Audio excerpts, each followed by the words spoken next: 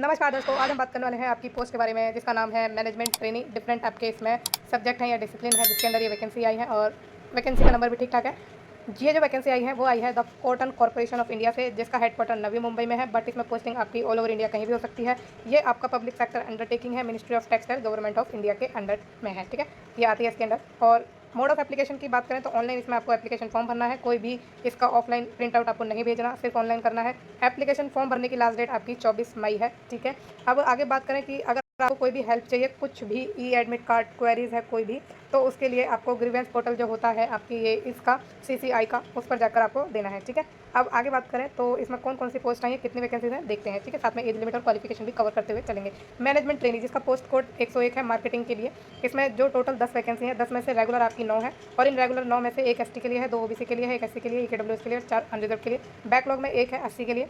Age limit इसमें 30 years है और इसमें क्वालिफिकेशन आपसे मांगी है MBA in agri business management या फिर agriculture related management equivalent to MBA होना चाहिए। ठीक है, ये आपकी क्वालिफिकेशन है। फिर नेक्स्ट आपका मैनेजमेंट ट्रेनिंग अकाउंट्स में 102 इसका पोस्ट कोड है। टोटल 10 वैकेंसी है इसके अंदर और 7 रेगुलर है, उसमें से एक एसटी के लिए, एक एससी के लिए, एक ओबीसी के लिए, एक ईडब्ल्यूएस के लिए और 3 अनरिजर्व के लिए।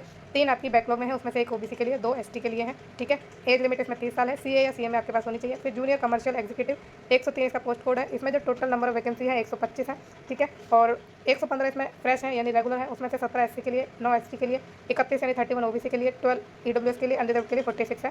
और out of total post 5 post are reserve for PWD and 17 post for ex serviceman. ठीक है, इनमें से 5 आपकी पीडब्ल्यूडी के लिए है और 17 आपकी एक्स सर्विसमैन के लिए है। फिर जो आपकी बैकलॉग में टोटल कितनी वैकेंसी है लिखा नहीं है, बट टोटल में से जो भी मतलब 115 तो इनके लिए हो गई। बाकी जो बैकलॉग में है 3 वैकेंसी ओबीसी के लिए, 6 एससी के लिए और 1 एसटी के लिए, कितनी हो गई है 10 हो गई। ठीक है, तो 10 आपकी बैकलॉग में है। अपर एज लिमिट आपकी 30 ईयर्स है। इसमें आपसे मांगी है बीएससी एग्रीकल्चर में रिकॉग्नाइज यूनिवर्सिटी से और 50% मार्क्स होने चाहिए आपके अगर आप जनरल से हैं, और अगर आप एससी एसटी पीडब्ल्यूडी कैंडिडेट हैं तो 45% मार्क्स होने चाहिए। ये ओबीसी और ईडब्ल्यूएस के लिए भी आपके 50% मार्क्स रखा है। ठीक है, फिर junior assistant cotton testing lab, इसमें 140 का पोस्ट कोड है। इसमें टोटल वैकेंसी 2 है, एक इसमें रेगुलर और एससी के लिए है और एक बैकलॉग में ओबीसी के लिए। 30 ईयर्स इसमें एज लिमिट है। बात करें इसमें क्वालिफिकेशन की तो डिप्लोमा होना चाहिए इन इलेक्ट्रिकल्स या इलेक्ट्रॉनिक्स या इंस्ट्रूमेंटेशन में। ठीक है, और इसमें 50% मार्क्स आपके होने चाहिए अगर आप जनरल, ईडब्ल्यूएस या ओबीसी हैं। 45% होने चाहिए अगर आप एससी एसटी और पीडब्ल्यूडी कैंडिडेट्स हैं तो।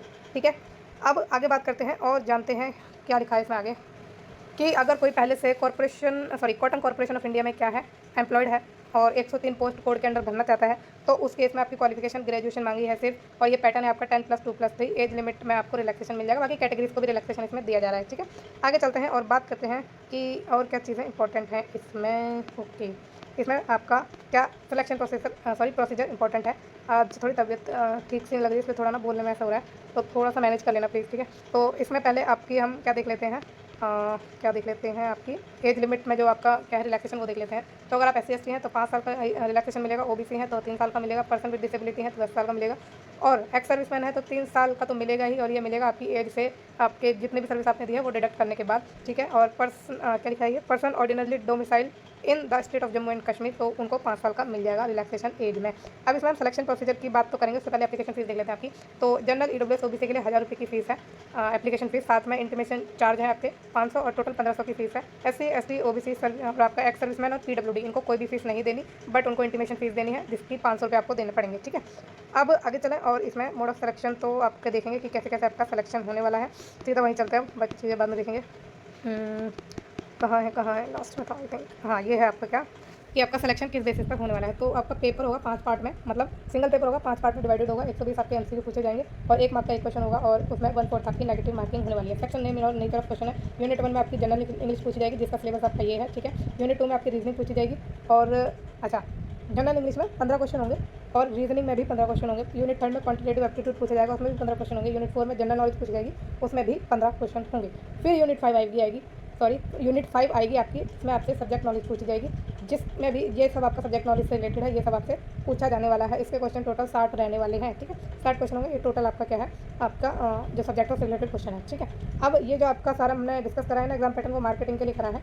अब नेक्स्ट जो आपका है क्या अकाउंट्स का, उसमें देख लेते हैं। उसमें भी सेम पैटर्न है क्या, 120 क्वेश्चन होने वाले हैं, 140 नेगेटिव मार्किंग, 15 क्वेश्चन आएंगे यूनिट 5 से, सेम यूनिट आपकी है, ठीक है। तो अलग से कोई डिस्कस नहीं करना हमें। और जो आपके सब्जेक्ट नॉलेज के क्वेश्चन होंगे वो भी 60 क्वेश्चन होंगे और आपको पूरा सब्जेक्ट का सिलेबस आपको दे रखा है कि क्या क्या पूछा जाएगा, ठीक है। अब नेक्स्ट बढ़ते हैं, सबका सेम ही है। तो आपका जो ये जूनियर कमर्शियल एग्जीक्यूटिव है, इसमें भी आपके 20 क्वेश्चन होंगे, 5 पार्ट में 140 नेगेटिव मार्किंग, और वही आपकी general English, reasoning, quantitative aptitude, general knowledge और सब्जेक्ट नॉलेज पूछी जाएगी। जो आपका ये इंडिकेट कर रखा है इन्होंने क्या, पूरा सिलेबस आप जरूर पढ़िएगा और देख के अपना तैयारी कीजिएगा। फिर कॉटन टेस्टिंग लैब में भी 120 क्वेश्चन पूछे जाएंगे, 140 नेगेटिव मार्किंग, सेम आपका इसमें सिलेबस है, ठीक है। और कुछ भी नहीं है, सारा सिलेबस आपको सब्जेक्ट नॉलेज का दे रखा है कि क्या क्या आने वाला है। तो पढ़िएगा आप और अपने अकॉर्डिंग तैयारी रखिएगा कंप्लीट। अब आगे बढ़ते हैं, थोड़ा ऊपर जाते हैं और इसकी जो डिटेल आ गई छोटी मोटी वो देख लेते हैं, ठीक है। तो सबसे पहले आपका सेंटर देखते हैं, या आपका जो भी चीज़ आती है वो देख लेते हैं, ठीक है। तो सेंटर देखेंगे आपका कि कहाँ कहाँ आपका एग्जाम सेंटर पड़ सकता है, वो भी आपके लिए इंपॉर्टेंट रहता है। आई नो, उसके बाद आपका हम देख लेंगे कि कितना मिनिमम क्वालिफाइंग मार्क्स उन्होंने रखे हैं आपके लिए रिटर्न एग्जामिनेशन में। रिटर्न एग्जाम होगा और आपका डीबी होगा, और कोई इसमें स्टेज नहीं है सिलेक्शन प्रोसेस की। एग्जामिनेशन सिटीज़ देख लीजिए आपका क्या है, मुंबई है, हैदराबाद, न्यू दिल्ली, चेन्नई, लखनऊ, चंडीगढ़, कोलकाता, बेंगलुरु, अहमदाबाद, पटना और जयपुर। यहीं पर आपकी पोस्टिंग भी हो सकती है इनमें से कहीं भी, ठीक है। तो अपनी अच्छा, इसमें एक और एप्लीकेशन फॉर्म जब आप भरेंगे ना, तो अपनी जो आपकी ग्रेडिंग सिस्टम है तो उसमें परसेंटेज में कन्वर्ट करके भरिएगा, और जो भी आपकी यूनिवर्सिटी इंस्टीट्यूशन फॉलो करती है उसके अकॉर्डिंग कन्वर्ट करिएगा, ठीक। अब चले इसके मिनिमम क्वालिफाइंग मार्क्स में। तो अगर आप अनरिजर्व ईडब्ल्यूएस ओबीसी हैं तो 40% लाने हैं, SC ST PW ex serviceman है तो 35% लाने हैं। और इसमें जो लास्ट डेट अप्लाई करने की वो मैंने आपको शायद बता ही दी है कि कितनी है, 24 मई है आई थिंक, है ना, मैंने बता दी ना, हाँ 24 मई है आपकी लास्ट डेट। अब वीडियो को यहीं एंड करते हैं, और अगर आपको कोई भी डाउट है किसी चीज़ से रिलेटेड आप मुझसे पूछ सकते हैं। बाकी आपके डाउट्स के लिए एक लाइव सेशन भी रखा जाएगा, ठीक है, थोड़े दिनों में आपका लाइव सेशन आएगा, उसमें आप मेरे साथ जुड़िए। आपको कोई भी डाउट आता है किसी भी पोस्ट से रिलेटेड या आपको कुछ पूछना है, आप मुझसे उस सेशन में पूछ लेना, ठीक है। बाकी ये वीडियो कैसी लगी है मुझे कमेंट में बताना, और चैनल को प्लीज़ लाइक, शेयर और सब्सक्राइब भी जरूर करना। Thank you so much.